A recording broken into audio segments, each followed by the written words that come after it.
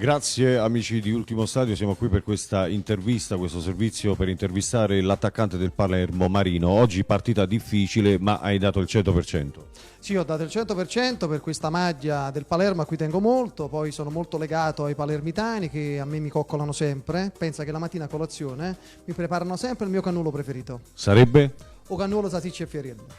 Sono molto legato a questa maglia che non lascerò mai.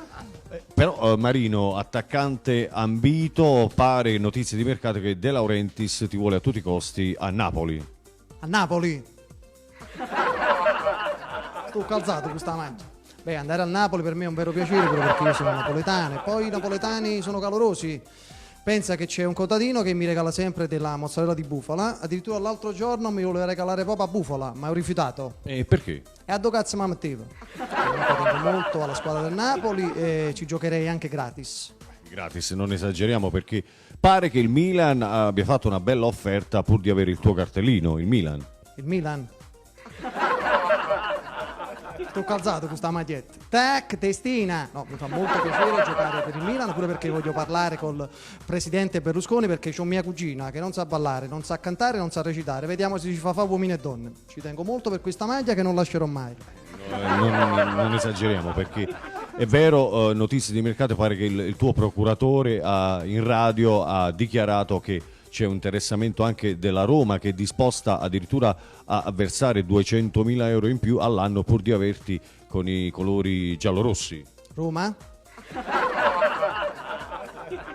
Ma che sia di 200.000 euro? Ci vorrei fare un coro, ci vuoi dedicare qualcosa a sto presidente? Cosa hai da dire, diciamo, al presidente della Roma e ai tifosi giallorossi? Grazie Roma che ci fai vivere abbracciati ancora. 200.000 euro in più mi compro una dimora. Forza Lupa! Fosse 200.000 euro, io penso alla lupa e me sono allupato. Non cantiamo vittoria, caro Marino, perché sono tante le notizie di mercato, sempre che il presidente del Palermo non voglia cederti alla Fiorentina, che è pure interessata alla Fiorentina. La Fiorentina? No, allora me ne devo andare. Dove vai? Dobbiamo fare l'intervista. No, alla lavanderia tengo maglietta la Fiorentina, va capiglia e vengo. Aspettami. Amici di Ultimo Stadio, il servizio è finito, a voi studio.